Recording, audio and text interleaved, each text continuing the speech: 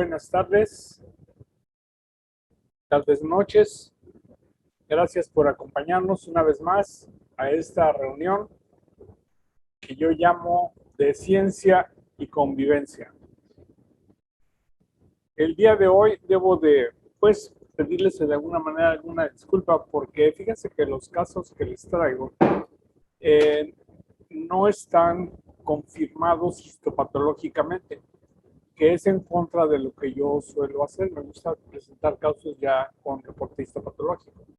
Pero bueno, se va acabando un poco el material, se va haciendo cada vez un poco más difícil corretear los diagnósticos.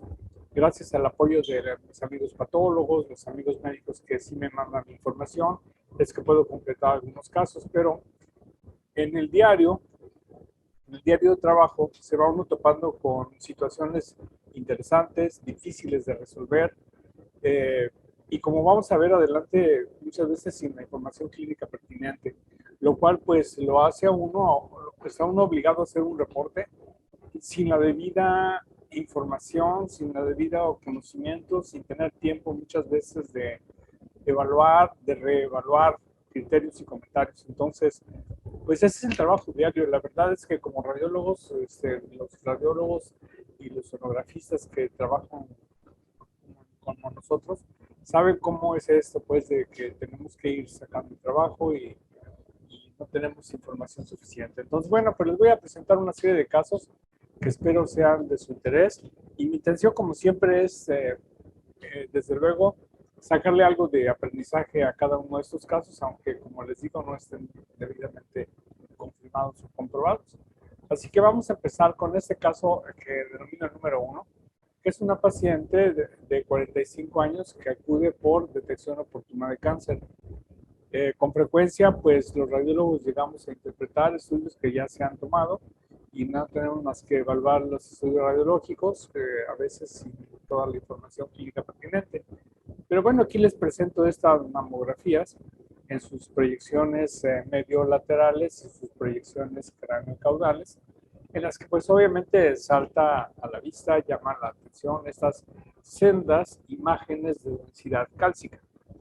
Fíjense que estas son de diferente morfología y de diferente densidad. La de la mama derecha es una lesión Nada más, es que me ovoide, tenía que... circunscrita, cálcica, heterogénea, que antes solíamos llamar en cáscara de huevo. Al parecer ahora ya no se utiliza esa terminología, ahora se dice nada más calcificación en anillos. Sin embargo, pues la verdad es que sí parece un huevo, o sea, me tienen que dar la razón, la verdad es que sí parece una cáscara de huevo. En cambio, las otras clasificaciones en la mama izquierda son unas clasificaciones más como tubulares, más como no tienen esa forma ovoide, son de menor densidad, son dos o más tal vez, pero definitivamente llama la atención de lo que uno piensa es que son lesiones de tipo benigno. Sin embargo, con frecuencia la paciente llega porque se le ha solicitado mamografía y ultrasonido, independientemente del hallazgo mastográfico. Y entonces cuando hacemos el ultrasonido, nos topamos con las siguientes imágenes, que podemos describir como pues imágenes con una gran sombra acústica. Esta obviamente corresponde a la de la mama derecha. Fíjense cómo hace esta curva, esta atenuación del sonido, es moderadamente hiperecoica. Y las del otro lado, las de la mama izquierda, son un poco diferentes en su morfología, pero todas ellas hacen una sombra acústica nítida y bien delimitada. Si tuviéramos la oportunidad de obtener opiniones, pues obviamente lo primero es que se nos viene a la mente es que son lesiones benignas.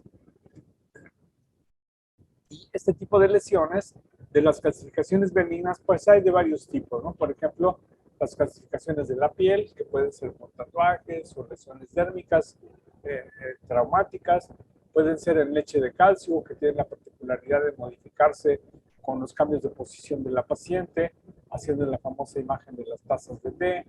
Pueden ser siguiendo un camino, un trayecto ductal, un trayecto tubular, como es en las mastitis de células plasmáticas. Pueden ser distróficas, o sea, heterogéneas, amorfas como estas, o lo que también llamábamos en algún momento el próstata de maíz, como son los fibroadenomas, que también se clasifican de esta manera heterogénea. La clasificación que nos ocupa se parece más a esta en anillo, esta clasificación en anillo. Hay clasificaciones vasculares que son bastante frecuentes de ver, clasificaciones redondas y clasificaciones punteadas. Bueno, todas estas son clasificaciones con características francamente benignas y por lo tanto únicamente quedarían como un BIRADS 2.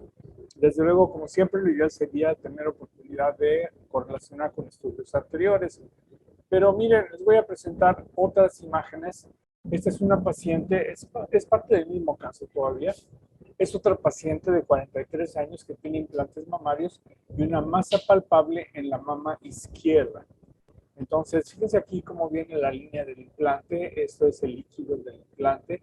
Y anterior al implante tenemos aquí una lesión con áreas hipoecoicas o anecoicas más bien, con otras áreas como nodulares, con algunas como calcificaciones, muy bien delimitadas, que no hacen sombra acústica ni ningún fenómeno acústico posterior, solamente en los ángulos por la refracción de las de sonido. Este es un eje largo, este es un eje corto. Al Doppler, obviamente, estas lesiones tampoco tienen vascularidad. Y si preguntamos a la paciente va a referir generalmente que haya hecho inyecciones de grasa, que hace algo que se está utilizando mucho, el reacomodo de la grasa, la sacan de un lado, la depositan en otro lado. También podrían haberse así hematomas subagudos o crónicos que pueden irse resolviendo poco a poco. De manera que si usamos nuestra tablita para interpretar, pues lo primero que tenemos que definir en el ultrasonido o en mamografía es qué tipo de glándula nos estamos enfrentando, aunque en este caso, como tenemos el problema del implante, no es fácil hacerlo, en este caso en particular, y determinar esta masa, que como vemos, pues es una masa oval, es una masa en este caso circunscrita, paralela a la piel porque es más ancha que alta. El patrón es mixto, es complejo, es una lesión quística compleja y hallazgos posteriores ninguno en particular, no hay reforzamiento posterior ni hay en particular sombra acústica. No una pequeña posible calcificación y dentro de los casos especiales, pues aquí están los quistes complejos, etcétera. Fíjense, en este artículo de febrero del 21 nos hablan del curso natural de la necrosis grasa de las mamas en la reconstrucción mamaria. Esto lo que hemos visto tanto en la mamografía en el caso previo como en este caso son situaciones de necrosis grasa. Son lesiones con estas características que tienen una evolución determinada al inicio. Son áreas anecoicas, completamente quísticas. Poco a poco esta grasa pues, se va saponificando y va aumentando su ecogenicidad hasta llegar a reducirse de tamaño y llegar a producir una calcificación, un granuloma. Entonces, esa es la evolución natural de la necrosis grasa. Y como dice este artículo, como estamos presenciando cada vez más incremento en este tipo de procedimientos, pues tenemos que estar familiarizados con ellos, tanto desde el punto de vista de ultrasonido como desde el punto de vista de mamografía. Las pacientes que se hacen reducción mamaria, vamos a tener este tipo de cicatrización, de fibrosis, con retracción. A veces hay cambios quirúrgicos evidentes como grapas metálicas, a veces no, nada más es la calcificación, las áreas radiolúcidas y la grasa no se ha calcificado en el interior. Es un proceso inflamatorio benigno, cada vez más común, y otras lesiones grasas que hay que considerar en los diagnósticos diferenciales son los lipomas, galactoceles y fibroadenolipomas. Son las lesiones con características grasas, ya sea en mamografía, en ultrasonido e inclusive en resonancia magnética. Si pues, tenemos que estar familiarizados con este tipo de patología. Pasamos al caso número 2. En este caso es una paciente de 54 años de edad que viene a su rastreo cada anual o bianual con antecedentes de mastografía previa anormal. Y podemos ver la proyección medio lateral y la proyección cráneo-caudal, que tiene una asimetría porque se observa un nódulo o masa en el cuadrante superior y externo de la mama derecha. Esta masa fue explorada con ultrasonido y podemos ver que es una lesión circunscrita, paralela a la piel, sólida, con un patrón elastográfico duro, que no tenía incremento en la vascularidad. Entonces, obviamente, aunque aquí en la mamografía pareciera tener algunas irregularidades en la periferia, no tanto así en la proyección craneocaudal, solo en la medio lateral, aquí en el ultrasonido definitivamente es una masa circunscrita y muy bien delimitada. Entonces, si seguimos con la tabla BIRADS, con la clasificación BIRADS, pues esta podría entrar en varios lugares, en varios niveles. Por ejemplo, podría ser un fibroadenoma estable si tuviéramos estudios previos para comparar.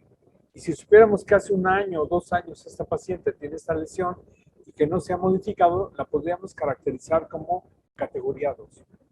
Si esta lesión, si este nódulo sólido, circunscrito, no tuviera estudios previos y no es palpable, fíjense que la tenemos que clasificar en la categoría BIRADS 3, que ya sabemos es una categoría que nos obliga a evaluar con estudios comparativos cada 6 meses durante 2 años hasta demostrar estabilidad de la lesión.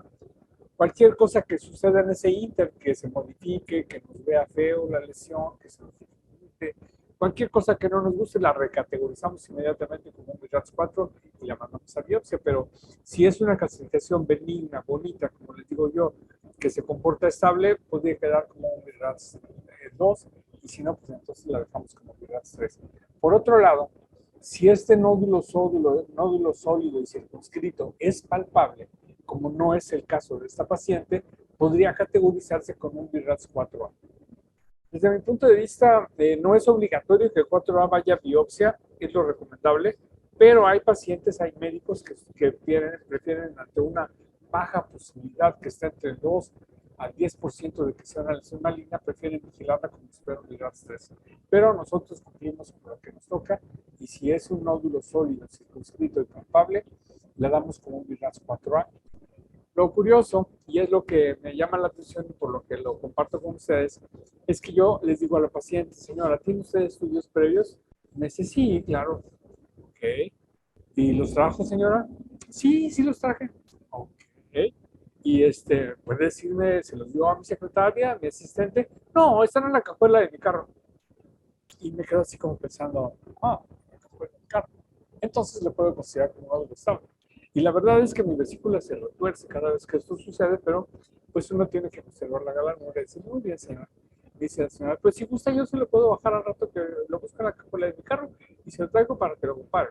Lo cual implica para nosotros un segundo tiempo de revisión, sacarnos el ritmo de exploración, etcétera. Pero bueno, finalmente al rato llega la recepcionista y me dice: pues dice la señora que no la encontró, que como cambió de carro porque se lo robaron, no la encontró. Entonces, fíjense cómo esto, ojalá los pacientes pudieran entender la importancia que tiene para nosotros comparar con estudios previos. Pero bueno, hay veces que no logramos llegar a los pacientes con esta información.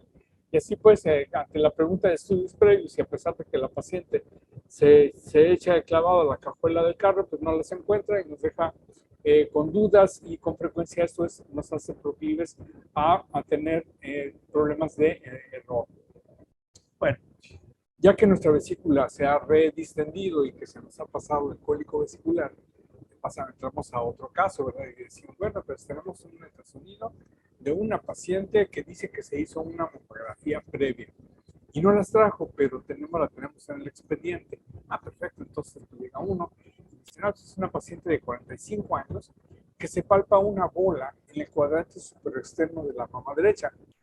Fíjense, ella ya se palpa la bola, pero tiene una mamografía que se le realizó en enero del 2022, o sea, este mismo año, hace unos cuantos meses, y que se reportó como BIRADS 1.